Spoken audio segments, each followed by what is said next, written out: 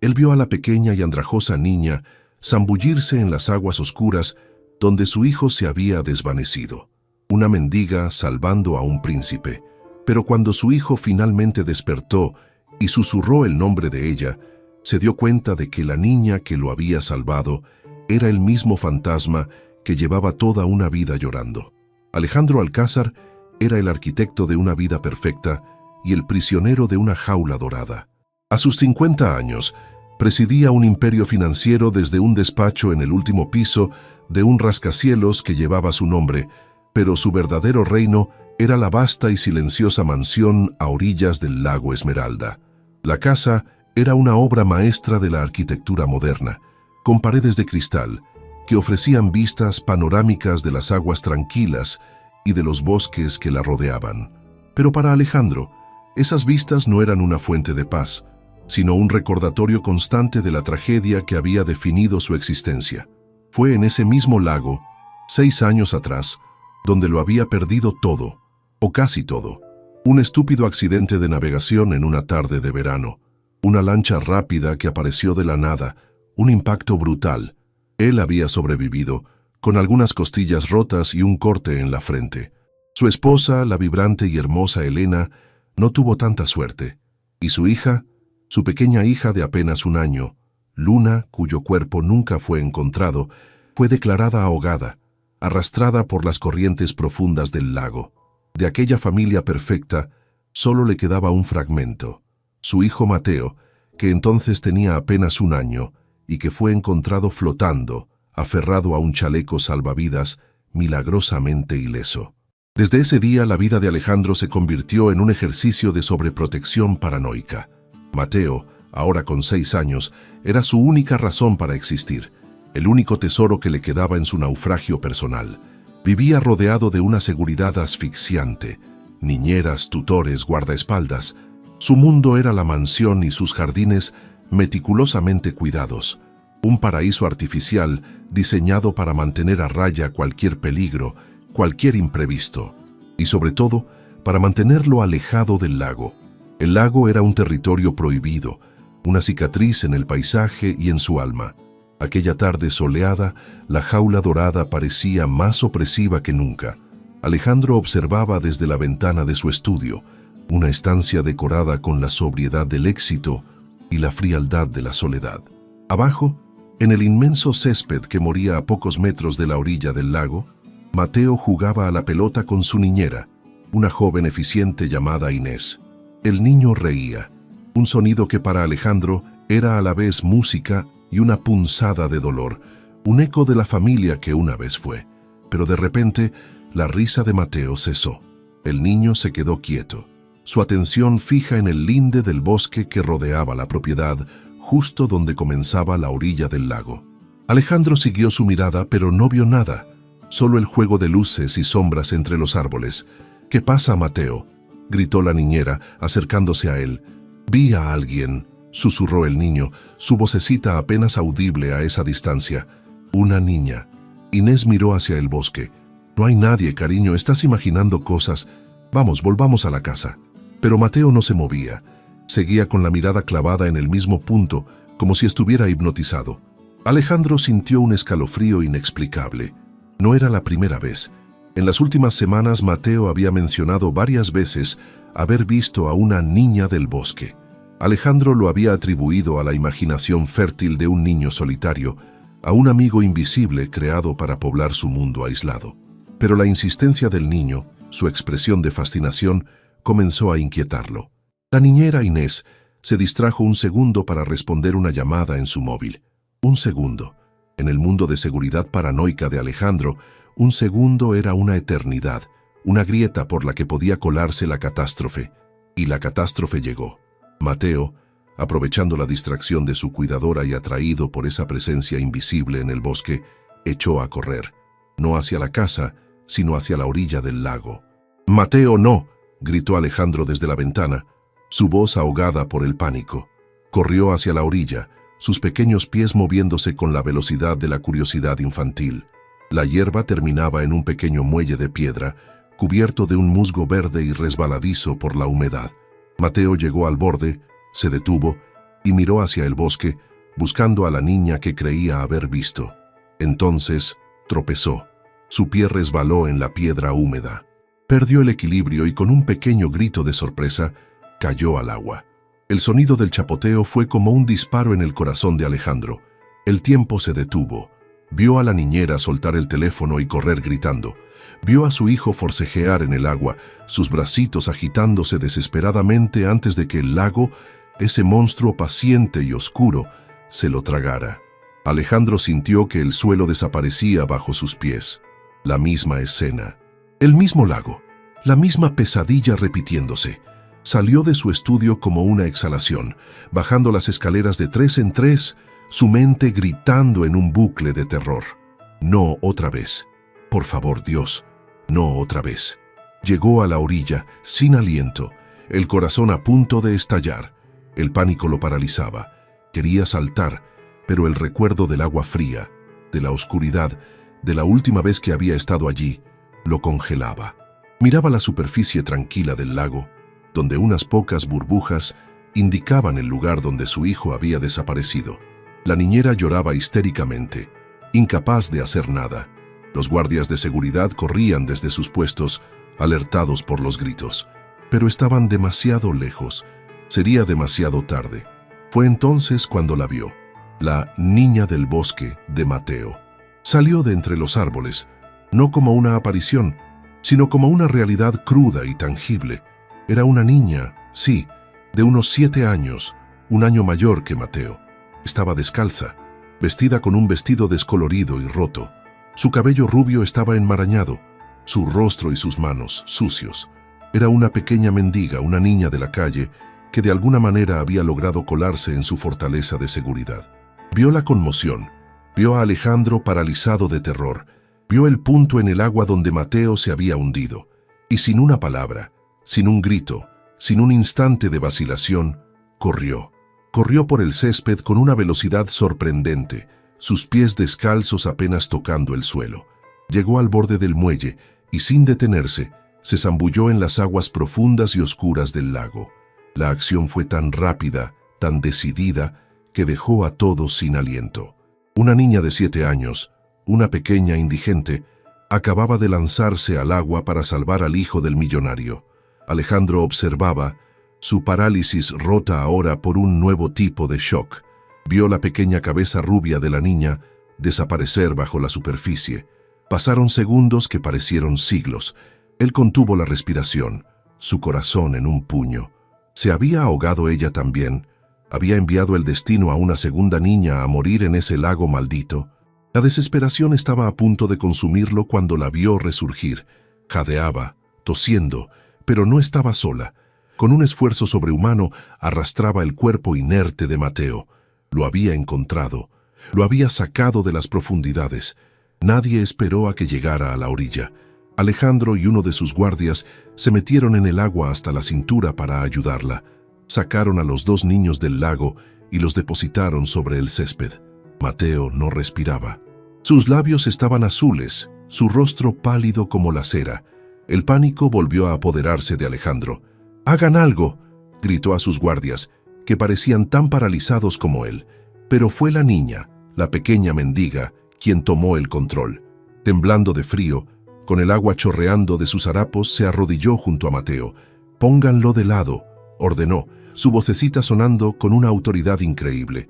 Con una calma que desafiaba su edad y su situación, inclinó la cabeza de Mateo, le abrió la boca para asegurarse de que no hubiera nada obstruyendo el paso del aire, y luego comenzó a presionar rítmicamente su pecho.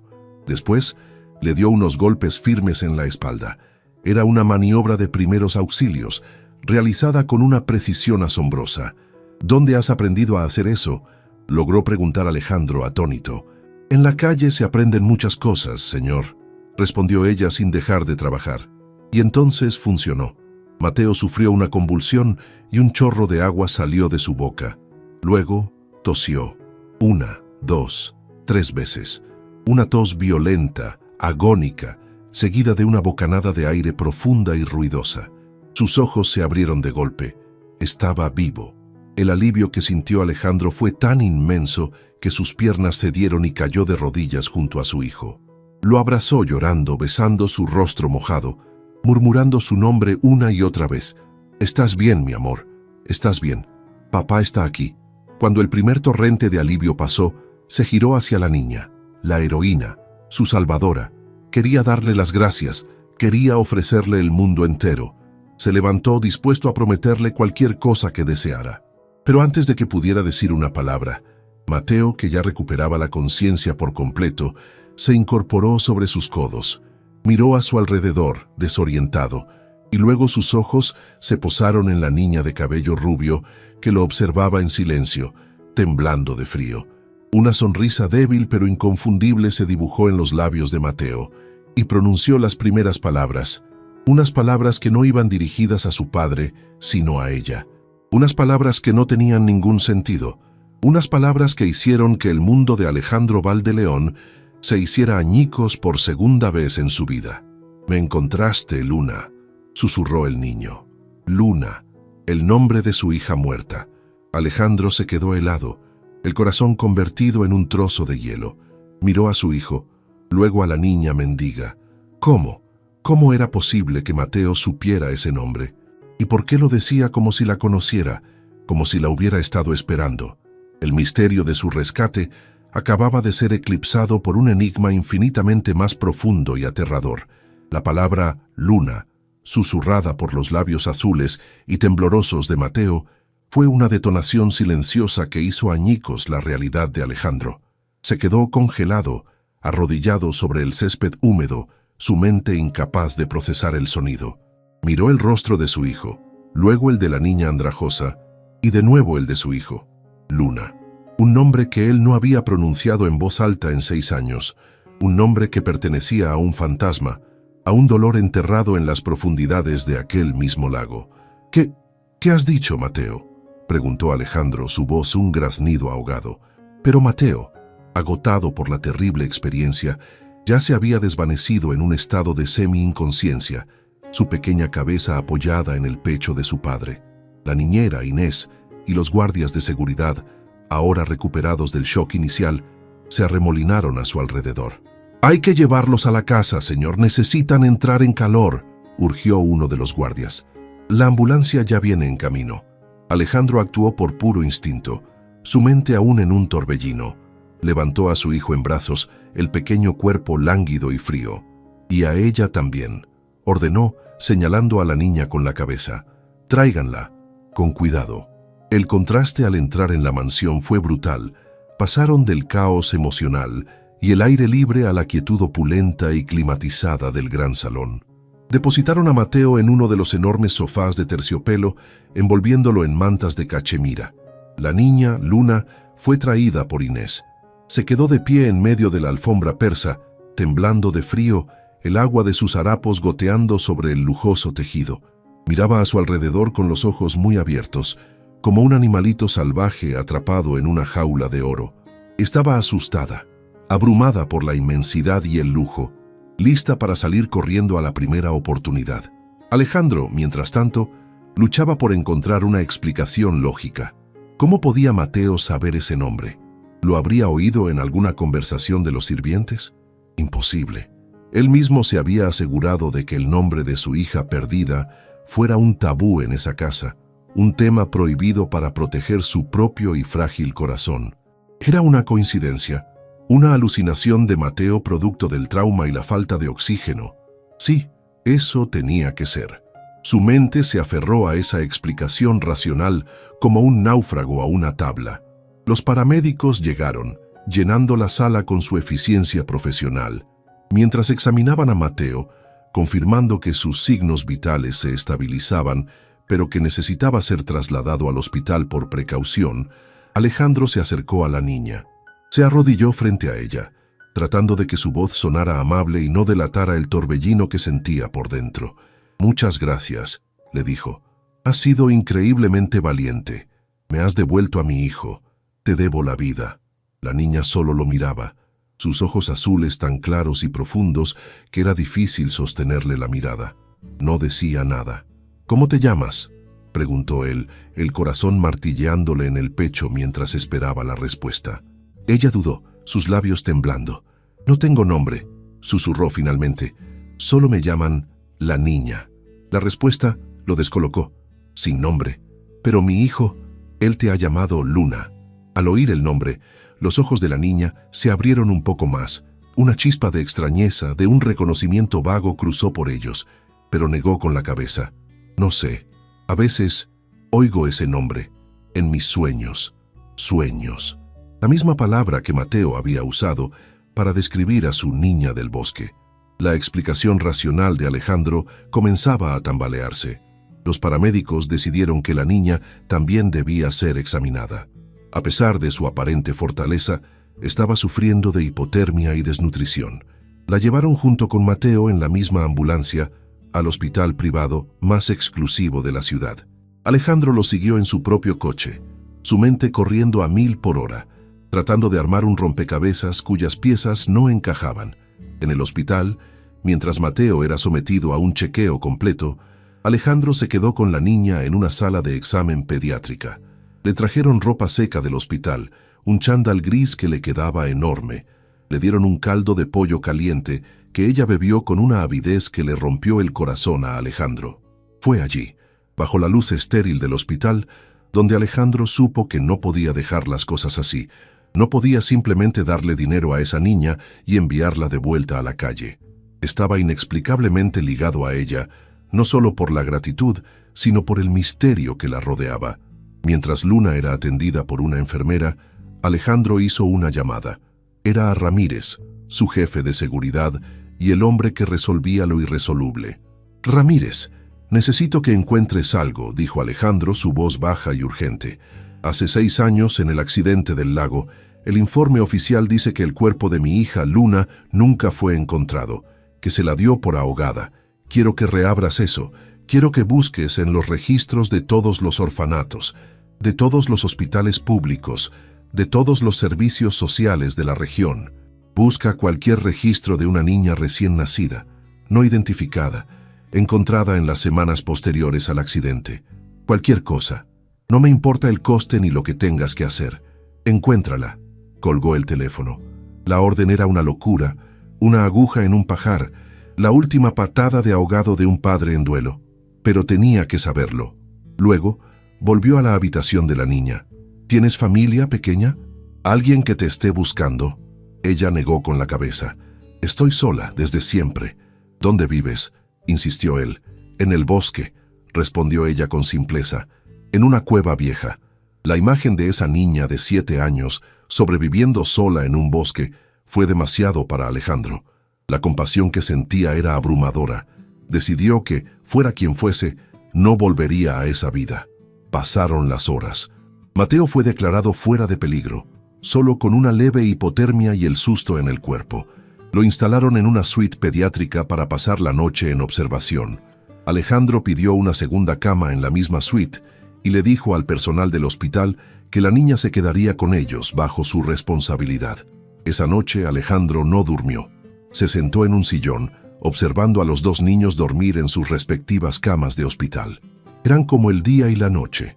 Mateo, con su pijama de seda y su piel cuidada, rodeado de todas las comodidades. Y Luna, como la habían llamado, con su cabello enmarañado y su cuerpo delgado bajo las sábanas blancas, aferrada a un osito de peluche que una enfermera le había dado, como si fuera el único tesoro del mundo. Pero en el sueño, sus rostros eran idénticos. La misma nariz, la misma curva de los labios, la misma forma de la barbilla. La genética no mentía. Eran un espejo. La llamada de Ramírez llegó a las 4 de la madrugada. Alejandro salió al pasillo para atender, el corazón en un puño. «Señor», dijo Ramírez, su voz profesional, pero con un matiz de asombro que no pudo ocultar. «Lo hemos encontrado. Es increíble. No sé cómo decirlo». «Dilo, Ramírez, de una vez», ordenó Alejandro, su voz temblando. «El día después del accidente de su esposa, señor. Un pescador encontró a un bebé flotando en una cesta de mimbre, a varios kilómetros río abajo del lago. Estaba viva. La llevó a un puesto de la Guardia Civil. Era una niña recién nacida, sin identificación. Hubo una confusión terrible ese día, múltiples accidentes en la región por una tormenta repentina, por un error burocrático, un error imperdonable, El informe de la bebé encontrada nunca se cruzó con el informe de su hija desaparecida. La bebé fue clasificada como abandonada, no identificada, y enviada al orfanato municipal de San Jerónimo. Alejandro sintió que las piernas le fallaban. Se apoyó contra la pared. «Hay más, señor», continuó Ramírez. «Revisé los registros del orfanato. La niña fue bautizada allí por las monjas. Le pusieron el nombre de Luna. Vivió allí hasta hace unos 7 meses, cuando según los informes escapó. Ha estado viviendo en la calle desde entonces». Hizo una pausa. «Conseguí el informe de nacimiento original del hospital donde nació su hija. El grupo sanguíneo coincide. La fecha, todo. Señor Valdeleón, no hay duda». El teléfono se deslizó de la mano de Alejandro y cayó al suelo con un ruido sordo. Se quedó allí, en el pasillo silencioso del hospital, mientras el mundo que conocía se desintegraba y se reconstruía a su alrededor en una forma nueva, imposible y milagrosa. Luna, su hija, no estaba muerta. Había estado viva todos estos años. Había crecido en un orfanato y luego en la calle a pocos kilómetros de su mansión, mientras él la lloraba como a una muerta. Y el destino, en su ironía más cruel y más hermosa, había hecho que fuera ella, su hija perdida, la que salvara la vida de su hijo, el hermano gemelo que no sabía que tenía. La verdad era tan inmensa, tan abrumadora, que amenazaba con consumirlo. La alegría era tan grande que dolía, una expansión en su pecho que era casi insoportable, pero junto a la alegría vino una ola de culpa tan devastadora que casi lo ahoga. Su hija, viva, y él no había estado allí, no la había protegido, la había dejado sufrir, pasar hambre, frío, soledad. Mientras Mateo crecía rodeado de lujos, su hermana gemela luchaba por sobrevivir en un bosque. Volvió a la habitación, se acercó a la cama de la niña, la observó dormir, y ahora la veía de verdad. Veía el rostro de su esposa, Elena, en la curva de sus mejillas. Veía su propio mentón, veía a su hija, su pequeña Luna. Se arrodilló junto a la cama, y por primera vez desde el funeral de su esposa, Alejandro Valdeleón lloró. Lloró con sollozos silenciosos que sacudían todo su cuerpo. Eran lágrimas de una alegría desgarradora, de una culpa insondable y de una gratitud infinita. La niña que había salvado a su hijo acababa de salvarlo a él también, de una vida de duelo sin sentido. Pero el camino que tenían por delante sería el más difícil de su vida. ¿Cómo decirle a una niña que ha vivido como una huérfana que su padre siempre estuvo allí, a pocos kilómetros de distancia, viviendo en un palacio? ¿Cómo reparar 6 años de abandono, aunque fuera involuntario? ¿Y cómo explicarle a Mateo que la niña de sus sueños, su hermana estrella, era real y que había estado perdida todo este tiempo? El milagro de su reencuentro era solo el comienzo de una historia mucho más compleja. La revelación de Ramírez fue una onda expansiva que tardó horas en asentarse en el alma de Alejandro. Su hija estaba viva. Su Luna, la niña a la que había llorado durante 6 años, no solo no estaba muerta, sino que era la heroína que había salvado a su hermano. La alegría era tan inmensa que le provocaba un dolor físico en el pecho, una presión que amenazaba con romperlo. Pero inmediatamente después de la euforia, llegó una ola de culpa tan fría y oscura como las aguas del lago que creía haberla devorado. ¿Cómo había podido suceder? ¿Cómo pudo el sistema, su propio sistema, fallarle de una manera tan catastrófica? ¿Cómo pudo su hija crecer en la miseria de un orfanato y luego en el terror de la calle, a pocos kilómetros de su mansión, de sus brazos, de su protección?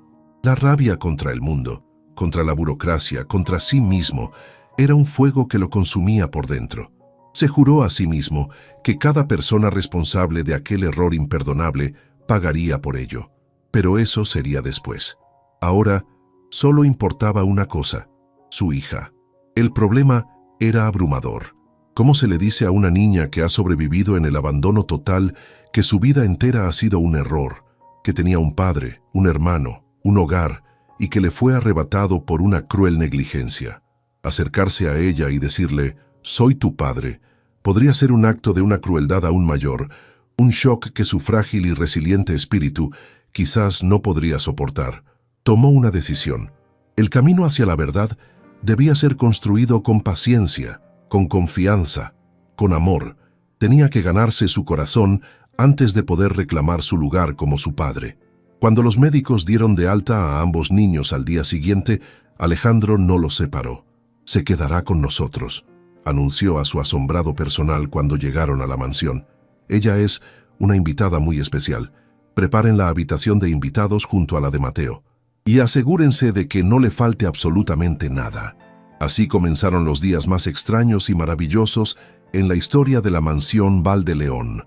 El Palacio de la Soledad se transformó en el escenario de una lenta y delicada reconstrucción familiar. Luna, al principio, era como un ciervo asustado. Se movía por los enormes salones en silencio, pegada a las paredes, asombrada y aterrorizada por el lujo que la rodeaba. Le dieron vestidos nuevos, zapatos, juguetes, que llenaron una habitación entera. Pero ella seguía aferrándose al viejo osito de peluche que le había dado la enfermera, su único tesoro tangible. Lo que rompió el hielo no fueron los regalos, sino Mateo. Desde el momento en que volvieron a la casa, los dos niños eran inseparables. Había entre ellos una conexión que desafiaba toda explicación. Parecían comunicarse con la mirada, entenderse sin necesidad de palabras. Jugaban juntos durante horas en el jardín, un mundo de césped y flores que para ambos era un paraíso recién descubierto. Mateo, que siempre había sido un niño solitario y melancólico, ahora reía a carcajadas, su alegría desbordante. Y Luna, la niña silenciosa y seria, comenzaba a sonreír. Sus sonrisas eran pequeños y preciosos milagros que a Alejandro le encogían el corazón. Él se convirtió en un observador paciente. Pasaba horas simplemente mirándolos, aprendiendo de ellos, aprendiendo de la facilidad con la que se aceptaban, de la lealtad instintiva que se profesaban. Se unía a sus juegos, torpemente al principio. Les leía cuentos por la noche, a los dos, uno a cada lado de su enorme cama. Les contaba historias de su propia infancia, de su esposa Elena, tratando de tejer un tapiz de memoria familiar alrededor de la niña que no tenía ninguna. Poco a poco, Luna comenzó a confiar en él. Dejó de sobresaltarse cuando él entraba en una habitación. Empezó a hacerle preguntas tímidas. Y un día, mientras estaban sentados junto al lago, un lugar que ahora Alejandro podía mirar sin que el dolor lo paralizara, ella le preguntó: «¿Por qué es usted tan bueno conmigo, señor Alejandro?». Él supo que era el momento. «Luna», comenzó, su voz temblorosa, «necesito contarte una historia sobre este lago». Con una delicadeza infinita, le contó sobre una familia que había sido muy feliz. Un papá, una mamá llamada Elena y dos bebés, un niño y una niña, gemelos. Le contó sobre el accidente, sobre cómo la mamá se había ido al cielo y sobre cómo todos creyeron que la bebé también se había ido con ella. Ese papá, continuó Alejandro, con lágrimas corriendo por su rostro, se quedó muy solo con su niño, y lloró a su bebé perdida durante 6 largos años. La buscó en sus sueños, en cada rostro de cada niña que veía en la calle, pero nunca la encontró. Luna lo escuchaba, sus ojos azules muy abiertos, su pequeña mano apretando la de él. «Pero estaba equivocado, Luna», dijo él, su voz quebrándose. «La bebé no se había ido al cielo. Estaba viva. Un pescador la encontró y la salvó. Pero nadie supo quién era y la llevaron a un lugar para niños que no tienen familia. Y esa bebé creció sola, fuerte y valiente, hasta que un día el destino hizo que ella misma salvara a su hermano, justo aquí, en este mismo lago». Sacó de su bolsillo una fotografía arrugada que había recuperado de los archivos del hospital. Era una foto de Elena, su esposa, sosteniendo en brazos a 2 bebés idénticos, de apenas unos meses. Se la mostró a Luna. «Este era Mateo», dijo, señalando a uno de los bebés. «Y esta eras tú, mi pequeña Luna». Luna miró la foto, luego a Alejandro, luego a la foto de nuevo. Su mente infantil luchaba por comprender la enormidad de lo que le estaba diciendo. Tú eres», susurró ella. «Sí, mi amor», sollozó Alejandro, incapaz de contenerse más. «Yo soy tu papá, y he estado buscándote toda mi vida». La reacción de Luna no fue la que él esperaba. No hubo un grito de alegría, ni un abrazo inmediato. Hubo un silencio profundo, y luego una sola pregunta, una pregunta que lo desgarró por dentro. «Si eres mi papá», dijo, sus ojos llenos de una tristeza de 6 años. ¿Por qué me dejaste sola? Y entonces, Alejandro tuvo que explicarle el error, la negligencia, la terrible casualidad que los había separado. Le pidió perdón, una y otra vez, por cada noche de frío, por cada día de hambre, por cada momento de soledad que ella había sufrido mientras él vivía en su palacio de ignorancia. Le juró que nunca más volvería a dejarla, que pasaría el resto de su vida compensándola por el tiempo perdido. Fue una conversación larga, dolorosa y sanadora. Al final, Luna, agotada por la emoción, simplemente apoyó su cabeza en el pecho de su padre y lloró. Y él la abrazó, sintiendo por fin el calor de la hija que creía muerta. Más tarde esa misma noche, reunió a los 2 niños en el estudio. Luna se sentó en su regazo sin querer separarse de él. Mateo se sentó a sus pies, mirándolos con una extraña mezcla de alegría y comprensión. «Hay un último misterio que no entiendo», les dijo Alejandro con suavidad. «Mateo, tú llamaste a tu hermana por su nombre. ¿Cómo lo sabías? Y tú, Luna, dijiste que oías ese nombre en tus sueños. ¿Qué significa todo esto?» Los 2 niños se miraron, una comunicación silenciosa pasando entre ellos. Fue Mateo quien habló primero. «No eran solo sueños, papá», explicó con una seriedad sorprendente. «Era ella, siempre ha estado conmigo». Contó que desde que tenía memoria había tenido una amiga secreta que lo visitaba por la noche. Una niña que era igual que él, a la que él llamaba su hermana estrella. Hablaban. Él le contaba sobre su casa, sus juguetes, sobre cuánto extrañaba a su mamá del cielo, y ella le contaba que estaba perdida, que tenía frío, que se sentía sola. «Yo no sabía que era real», continuó Mateo. «Pensaba que era un juego de mi cabeza, pero la sentía, y últimamente la sentía cada vez más cerca. Por eso iba al bosque. La estaba buscando. El día que caí al lago fue porque la vi, justo al otro lado, y quise llegar hasta ella». Alejandro lo escuchaba atónito. Se giró hacia Luna. «¿Y tú, mi amor?» Luna asintió, su rostro serio. «Yo también lo soñaba. Soñaba con un niño que vivía en una casa de cristal gigante. Me enseñaba sus juguetes y me decía que no tuviera miedo. Me decía que me estaba esperando. Por eso vine a este bosque. Sentía que él estaba aquí. Y cuando lo vi caer al agua, supe que era él. Supe que tenía que salvar a mi hermano». La revelación fue tan profunda, tan trascendental, que dejó a Alejandro sin palabras. Sus hijos, separados por el destino durante 6 años, habían mantenido un vínculo, una conexión psíquica que los había mantenido unidos a través de la distancia y la adversidad. Un lazo de gemelos tan fuerte que desafiaba toda explicación lógica. No era una coincidencia que se hubieran encontrado. Se habían estado llamando el uno al otro, buscándose, hasta que finalmente lo lograron. Alejandro abrazó a sus 2 hijos, uno a cada lado, y sintió una oleada de amor tan poderosa que lo llenó por completo. Su familia estaba reunida, rota, herida por el pasado, pero finalmente completa. Pero mientras los abrazaba, una nueva pregunta, una sombra fría, comenzó a formarse en su mente. El accidente. Hacía 6 años, la policía lo había cerrado como un trágico pero simple accidente. Una lancha rápida fuera de control que nunca fue identificada. Pero ahora, a la luz de todo lo que sabía, a la luz de los milagros y las coincidencias imposibles, ¿había sido realmente un accidente?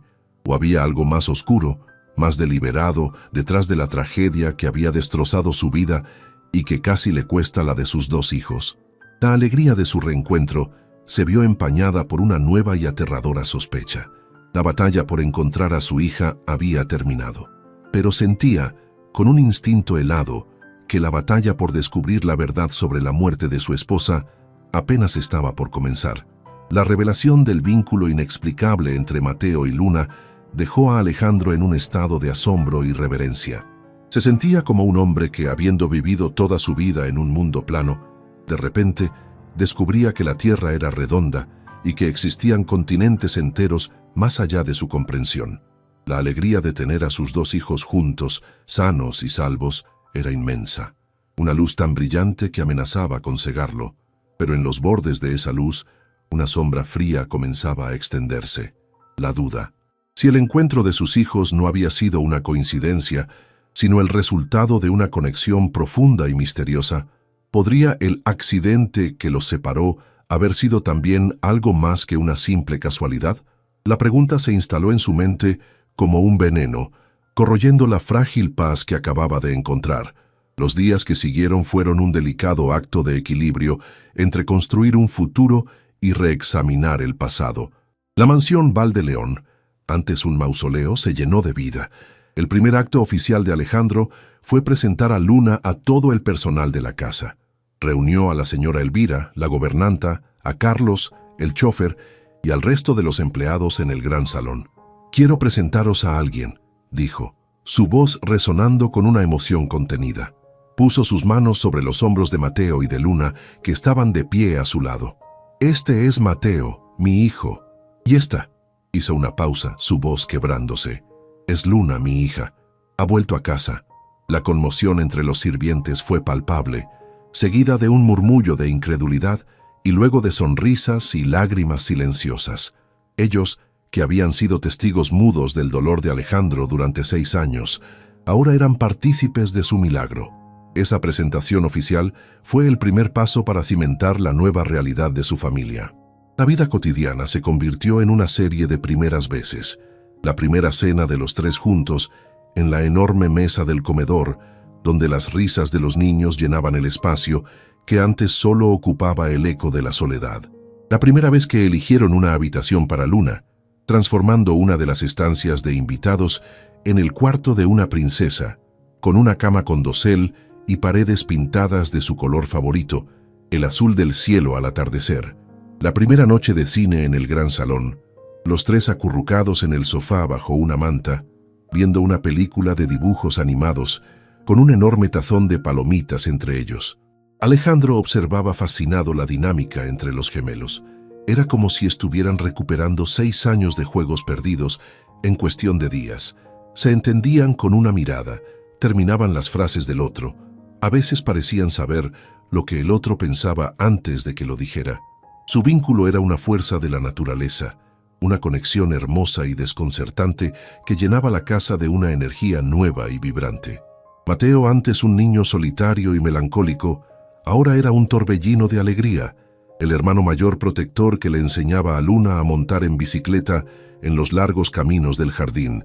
Y Luna, la niña salvaje y asustadiza, poco a poco iba bajando sus defensas, su risa uniéndose a la de su hermano, aprendiendo a confiar, a aceptar el amor y la seguridad que la rodeaban. Pero mientras su corazón se llenaba con la luz de su nueva familia, la sombra de la duda sobre el pasado seguía creciendo en la mente de Alejandro. No podía ignorarla. Se lo debía a Elena, su esposa muerta, y se lo debía a sus hijos, que casi le fueron arrebatados. Una noche, después de arropar a los niños en sus camas, se encerró en su estudio e hizo la llamada. «Ramírez», dijo cuando su jefe de seguridad respondió. «Necesito que hagas algo por mí. Es el encargo más importante que te he pedido nunca». «A sus órdenes, señor», respondió la voz profesional de Ramírez. «Quiero que reabras la investigación sobre la muerte de mi esposa», dijo Alejandro, su voz fría como el hielo. «El accidente del lago hace 6 años. La versión oficial fue un choque con una lancha rápida que se dio a la fuga y que nunca fue identificada. No me creo esa versión». «No más», hizo una pausa. «Quiero que encuentres esa lancha. Quiero que averigües quién la conducía. Quiero que revises cada informe, cada testimonio, cada cabo suelto. Investiga mis negocios de aquella época, mis rivales, mis enemigos. Alguien tenía un motivo para querer verme destruido. No escatimes en gastos, no respetes ninguna privacidad. Quiero la verdad, Ramírez, cueste lo que cueste». La orden era clara. La caza había comenzado. Mientras Ramírez y su equipo de investigadores de élite comenzaban a sumergirse en las turbias aguas del pasado, Alejandro se esforzaba por mantener una fachada de normalidad para sus hijos, pero la tensión era palpable. Pasaba horas encerrado en su estudio, revisando viejos contratos, informes financieros de la época, tratando de recordar cualquier amenaza, cualquier conflicto que pudiera haber pasado por alto en medio de su éxito y su arrogancia de entonces. La investigación de Ramírez pronto comenzó a encontrar obstáculos, archivos policiales que habían desaparecido. Testigos clave del accidente, que se habían mudado a lugares desconocidos o que, al ser contactados, se negaban a hablar, sus voces teñidas de un miedo palpable. Era evidente que alguien, después del accidente, se había esforzado mucho en borrar las huellas. Esto solo reforzó la convicción de Alejandro. No había sido un accidente, había sido un ataque. Un nombre no dejaba de surgir en sus pensamientos como un mal presagio.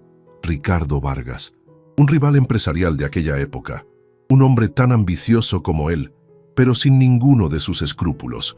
Habían luchado encarnizadamente por un contrato multimillonario para desarrollar la nueva zona portuaria de la ciudad. Arturo había ganado la licitación en el último momento, una victoria que casi lleva a la quiebra a Vargas.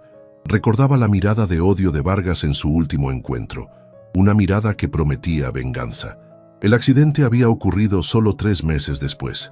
«Investiga a Ricardo Vargas Ramírez», ordenó Alejandro. Cada movimiento que hizo en los 6 meses anteriores y posteriores al accidente, sus finanzas, sus llamadas, sus conexiones, todo. Los días se convirtieron en semanas. La vida en la mansión seguía su curso. Los niños comenzaron a ir a la escuela, un nuevo mundo para Luna y una nueva experiencia social para Mateo. Alejandro los llevaba y los recogía personalmente cada día, un ritual que se convirtió en la parte más sagrada de su jornada. Pero la sombra seguía allí. Alejandro se volvió más cauteloso, aumentó la seguridad en la mansión, consciente de que si había un enemigo poderoso ahí fuera, el descubrimiento de que Luna estaba viva podría convertirla en un objetivo. El avance llegó de la fuente más inesperada. Uno de los investigadores de Ramírez, un ex policía tenaz, logró localizar a uno de los primeros agentes que llegó a la escena del accidente del lago 6 años atrás. El hombre, ahora retirado y viviendo en una pequeña casa en la costa, había estado siempre atormentado por el caso. «Nunca me creí la historia del accidente», le confesó el ex policía al investigador de Ramírez después de que éste se ganara su confianza. «La forma en que nos quitaron el caso, la presión desde arriba para que lo cerráramos, todo olía mal, pero yo guardé algo, por si acaso». El hombre fue hasta un viejo baúl y sacó una carpeta polvorienta. Eran sus notas no oficiales del caso. Y dentro había una fotografía. Era una foto borrosa, granulada, tomada con un teleobjetivo por un turista aficionado a la ornitología que estaba en la otra orilla del lago ese día. El turista había pensado que fotografiaba un ave extraña, pero al revelar la foto, se dio cuenta de que había capturado el instante justo después del impacto. La foto mostraba la lancha de Alejandro semi-hundida y a lo lejos una lancha rápida de color rojo oscuro, huyendo a toda velocidad. Pero la foto no era lo más importante. Era la nota que el policía había escrito al lado. Había logrado anotar parte del número de registro de la lancha antes de que desapareciera. La investigación oficial dijo que el número no correspondía a ninguna embarcación registrada, pero el policía retirado por su cuenta había seguido tirando del hilo. La lancha estaba registrada a nombre de una empresa fantasma en un paraíso fiscal, explicó el ex policía. Pero un informante que yo tenía en la marina me dijo algo. Me dijo que esa lancha la usaba a menudo un solo hombre, un hombre muy poderoso, al que le gustaba la velocidad y los problemas, un tal Ricardo Vargas. Ramírez llamó a Alejandro inmediatamente.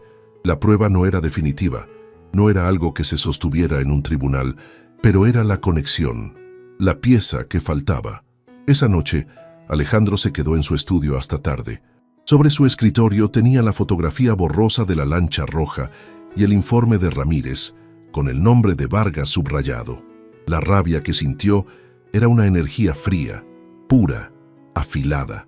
El hombre que había matado a su esposa, que había destrozado a su familia, no solo estaba libre, sino que era uno de los empresarios más respetados de la ciudad. Miró el retrato de Elena que tenía sobre la mesa. Su sonrisa parecía ahora una pregunta silenciosa. «¿Qué vas a hacer, Arturo?». Se levantó y fue hasta el pasillo. La puerta de la habitación de Mateo estaba entreabierta. Vio a su hijo durmiendo plácidamente. Caminó hasta la habitación de al lado. Luna también dormía, abrazada a su osito de peluche, una expresión de paz en su rostro que nunca había conocido en la calle. Sus 2 hijos, su mundo entero, el legado de Elena. Una nueva determinación, más fuerte que cualquier ambición empresarial que hubiera sentido, se apoderó de él.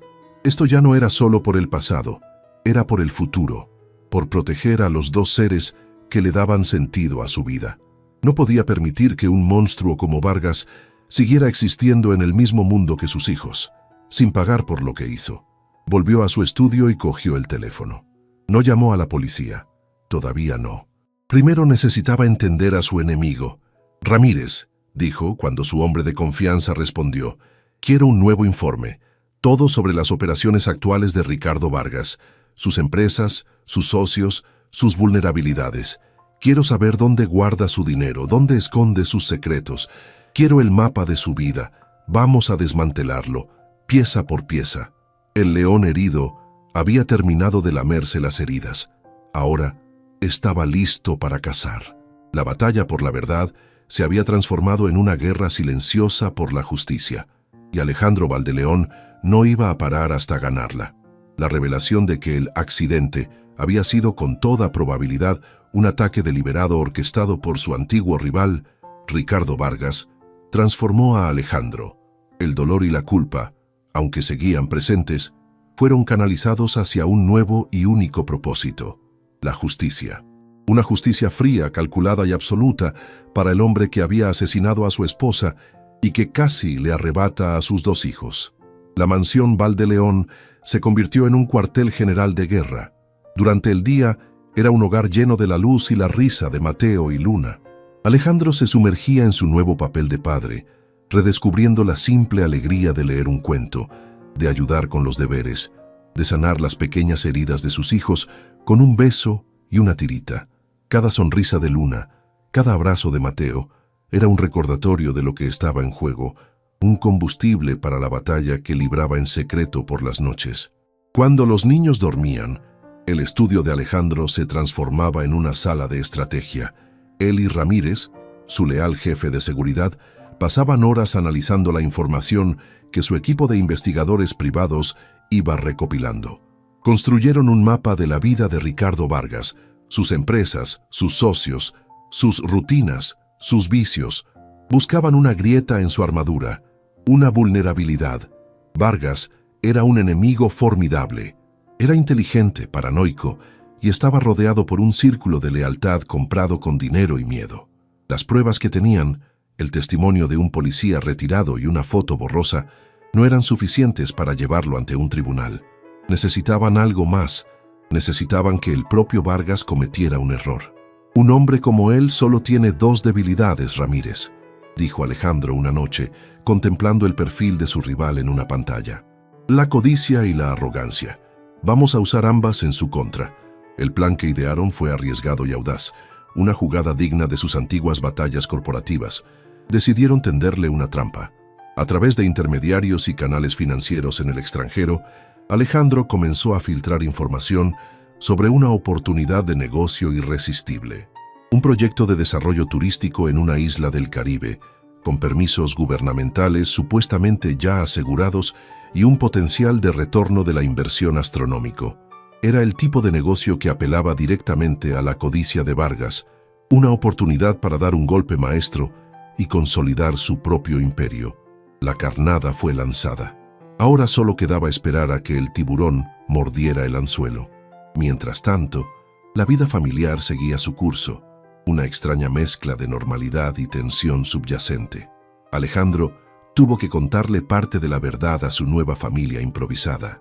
Se sentó con Mateo y Luna y les explicó, en los términos más sencillos que pudo, que estaban buscando la verdad sobre el accidente que se había llevado a su mamá Elena. El hombre que conducía la otra lancha fue muy malo y nunca se disculpó, les dijo. Y ahora estamos intentando encontrarlo para que se haga justicia. Mateo, con su seriedad de niño hombre, lo entendió a su manera. ¿Es por eso que a veces estás triste y enfadado por la noche, papá? Sí, hijo, es por eso, admitió Alejandro. Luna, por su parte, reaccionó de una forma que lo conmovió. Se acercó y lo abrazó. No te preocupes, papá. Ahora somos 3 contra él. Le ganaremos. Su fe inocente en su fuerza colectiva le dio a Alejandro más valor del que cualquier ejército podría haberle dado. La investigación sobre Vargas seguía avanzando. Ramírez descubrió un punto débil: un antiguo contable de Vargas, un hombre llamado Julián, que había sido despedido injustamente años atrás y que guardaba un profundo rencor. Tras una delicada negociación, y con la promesa de protección y una generosa recompensa, Julián accedió a colaborar. Les proporcionó información crucial sobre una serie de transacciones ilegales y cuentas secretas que Vargas utilizaba para sus operaciones más turbias. Tenían el arma financiera para presionarlo. Finalmente, después de semanas de paciente espera, Vargas mordió el anzuelo. A través de uno de sus contactos internacionales, expresó su interés en el proyecto del Caribe. Pidió una reunión con los supuestos representantes del consorcio inversor. Ese era el momento que Alejandro estaba esperando. La trampa se montó en la suite presidencial de un hotel de lujo en el centro de la ciudad, un territorio neutral, pero que el equipo de Ramírez había preparado meticulosamente. La habitación estaba equipada con micrófonos y cámaras ocultas, grabando cada ángulo, cada palabra. Alejandro estaría en la suite contigua, escuchando todo en tiempo real, junto con el inspector Morales, el policía de ojos cansados que había llevado el caso de Laura y Mateo, y que Alejandro había contactado en secreto, presentándole las pruebas preliminares. Morales, un hombre honesto y hastiado de la impunidad de los poderosos, había accedido a participar en la operación no oficial. El día de la reunión, la tensión era máxima. Alejandro se despidió de sus hijos con un abrazo más largo de lo habitual. «Pase lo que pase hoy», les dijo, «quiero que sepáis que sois lo más importante de mi vida. Sois mi verdadero legado». Ricardo Vargas llegó puntual, rebosante de la arrogancia de quien se siente intocable. Fue recibido por dos de los mejores hombres de Ramírez, haciéndose pasar por los representantes de los inversores. La conversación comenzó como cualquier otra negociación de alto nivel. Cifras, proyecciones, cláusulas. Alejandro escuchaba desde la habitación contigua, el corazón latiéndole con fuerza. Oír la voz de Vargas tan segura de sí misma, tan ajena al dolor que había causado, hacía que su sangre hirviera. Después de casi una hora de charla de negocios, uno de los hombres de Alejandro, siguiendo el guión, desvió la conversación. «Hablando de riesgos, señor Vargas, hemos oído que es usted un aficionado a las embarcaciones de alta velocidad. Nosotros también. De hecho, estamos pensando en adquirir un modelo deportivo de color rojo oscuro para el resort». Alejandro vio en el monitor cómo Vargas se tensaba ligeramente. «He tenido algunas», respondió con cautela. «¿Por qué lo pregunta?» «Curiosidad. Un socio nuestro tuvo un incidente muy desafortunado con una lancha de ese color hace unos años, en el lago Esmeralda. Quizás oyó hablar de ello». La esposa de un empresario, Alejandro Valdeleón, murió. La cara de Vargas se convirtió en una máscara de piedra. Vagos recuerdos. Una tragedia. «Sí, una tragedia», continuó el falso inversor, mirando unos papeles. «Lo curioso es que la lancha que causó el accidente nunca fue encontrada, pero la policía tenía una foto borrosa. Esta». El hombre deslizó sobre la mesa una copia de la fotografía que les había dado el policía retirado. Vargas la miró, su compostura comenzando a resquebrajarse. «No sé de qué me habla», dijo, su voz ahora más dura. «Si esto es todo, creo que hemos terminado». «Casi», dijo el hombre. «Verá, la parte más fascinante de esa historia no es la tragedia en sí, es el milagro. Resulta que la hija de Valdeleón, una bebé que todos dieron por muerta, sobrevivió. Ha estado viva todo este tiempo, y hace poco su padre la encontró». Alejandro observó la reacción de Vargas en el monitor. El color desapareció de su rostro. El pánico, puro y sin adulterar, se reflejó en sus ojos. «Y lo más curioso de todo, señor Vargas», continuó el investigador, asestando el golpe final, «es que los niños a veces recuerdan cosas que los adultos creen olvidadas, ruidos, caras. La niña está empezando a hablar sobre ese día, sobre un hombre en una lancha roja, un hombre con una cara muy enfadada. Era una mentira, un farol brillante, pero fue suficiente. La arrogancia de Vargas se hizo añicos, reemplazada por el terror de ser expuesto. «Esa niña debería estar muerta», gritó, poniéndose de pie de un salto, perdiendo por completo el control. «Igual que su maldita madre». Valdeleón me lo quitó todo. Ese contrato del puerto era mío. Yo merecía esa fortuna, no él. Así que yo le quité lo que él más amaba. Fue un justo intercambio. La confesión brutal y explícita quedó grabada, resonando en el silencio de la suite. En ese preciso instante, la puerta que conectaba las dos suites se abrió. Alejandro Valdeleón entró, seguido por el inspector Morales y dos agentes uniformados. Vargas se giró y al ver a Alejandro, su rostro se descompuso en una mueca de odio y derrota. «Tú», siseó. «Yo soy», respondió Alejandro, su voz fría como la tumba. «El hombre cuya familia destruiste, el hombre que te ha estado cazando durante 6 años sin siquiera saberlo». El inspector Morales se adelantó. «Ricardo Vargas, queda usted detenido por el asesinato de Elena Valdeleón y el intento de asesinato de Alejandro, Mateo y Luna Valdeleón. Todo lo que acaba de decir ha sido grabado y será usado en su contra». Mientras los agentes le ponían las esposas a un Vargas que ahora temblaba de rabia y miedo, los ojos de Alejandro y los de su antiguo rival se encontraron por última vez. En los de Vargas solo había odio, pero en los de Alejandro ya no había venganza, solo una paz fría y una inmensa tristeza por toda la destrucción causada. La guerra había terminado. El monstruo había sido capturado. La justicia, por fin, iba a seguir su curso. Alejandro salió del hotel y respiró el aire de la noche. Se sentía extrañamente vacío. Había conseguido su objetivo. Había vengado a su esposa, pero sabía que la verdadera tarea, la más difícil, apenas comenzaba. Ahora tenía que volver a casa, a su hogar, donde sus 2 hijos lo esperaban. Tenía que aprender a dejar atrás el pasado, a sanar las heridas y a construir a partir de las cenizas de la tragedia una nueva vida. Tenía que aprender a ser, simplemente, un padre. Y esa sería la aventura más grande y aterradora de todas. La detención de Ricardo Vargas fue una tormenta mediática. El escándalo sacudió los cimientos del mundo empresarial y social de la ciudad. El magnate respetado se reveló como un monstruo, un asesino a sangre fría. El juicio fue rápido y contundente.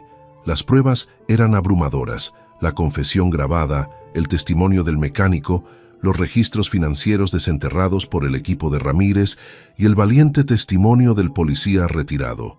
Vargas fue condenado a cadena perpetua y su imperio, construido sobre la codicia y la ruina ajena, se desmoronó. Para el mundo, fue el final de una saga de poder y traición. Pero para Alejandro, Mateo y Luna, fue simplemente el cierre de un capítulo doloroso. La justicia se había hecho, el monstruo estaba enjaulado, y por primera vez, el pasado dejó de ser una sombra amenazante para convertirse en lo que debía ser, un recuerdo. Con el fantasma de Vargas exorcizado, la mansión Valdeleón comenzó a sanar de verdad. La energía de la casa cambió. La tensión que había flotado en el aire durante meses se disipó, reemplazada por una sensación de seguridad y una paz profunda. Y en el centro de esa paz estaba la nueva familia. Alejandro se sumergió en la paternidad con una dedicación total. El hombre que antes dirigía reuniones de junta con una eficiencia implacable, ahora aplicaba la misma energía a aprender a hacer trenzas en el cabello rubio de Luna o a construir el castillo de Lego más elaborado con Mateo.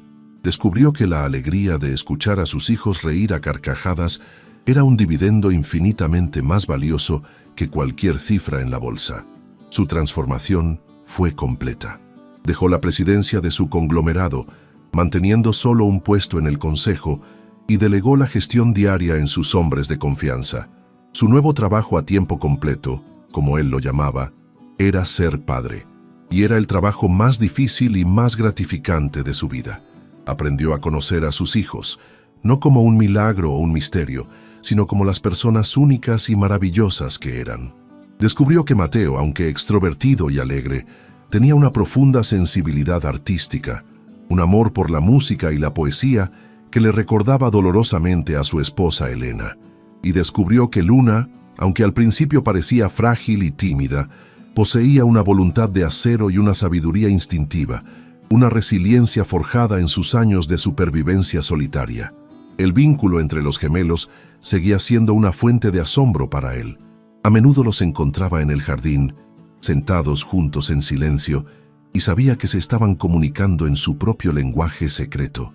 Ya no eran los sueños de dos niños perdidos, era la conexión de dos almas que se habían encontrado y que nunca más se separarían.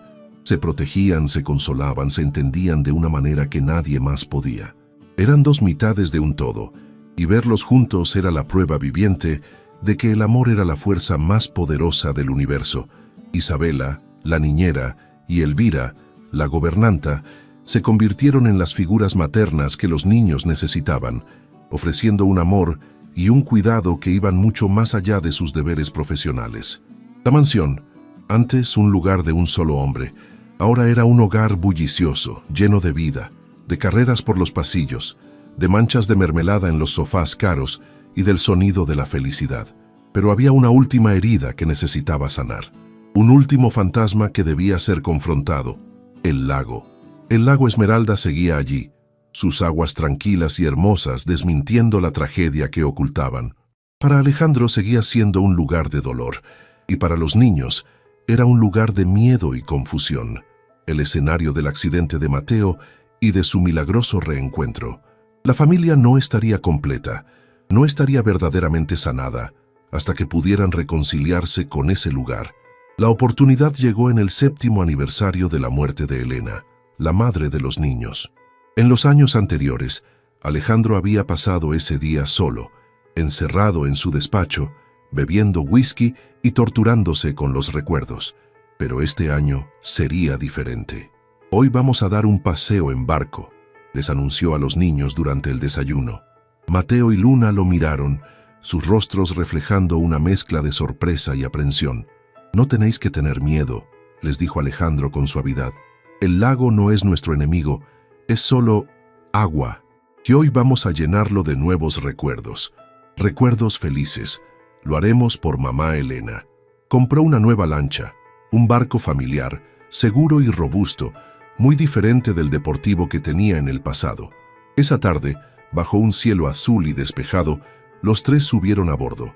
Alejandro llevaba una gran cesta de flores blancas, las favoritas de Elena. Navegaron lentamente hacia el centro del lago.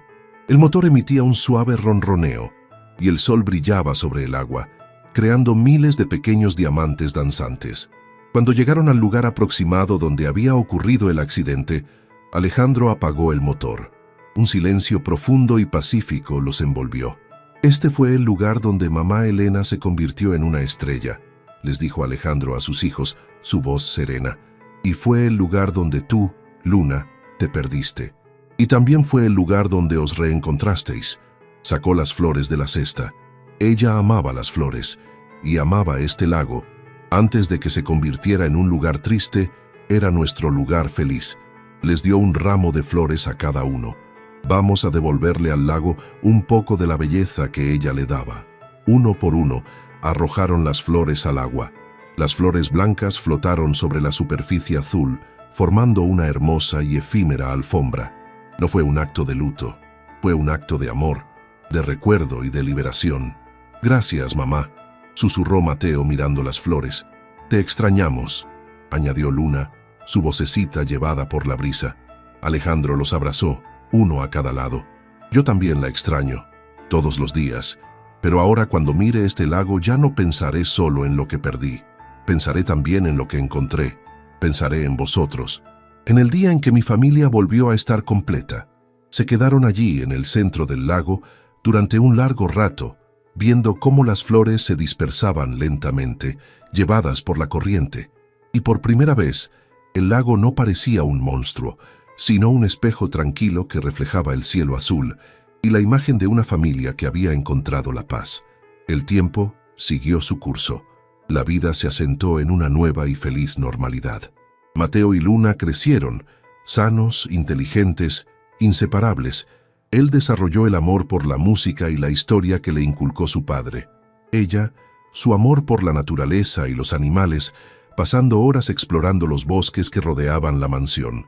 Un domingo por la tarde, varios años después, la escena en la mansión Val de León era la encarnación de la paz.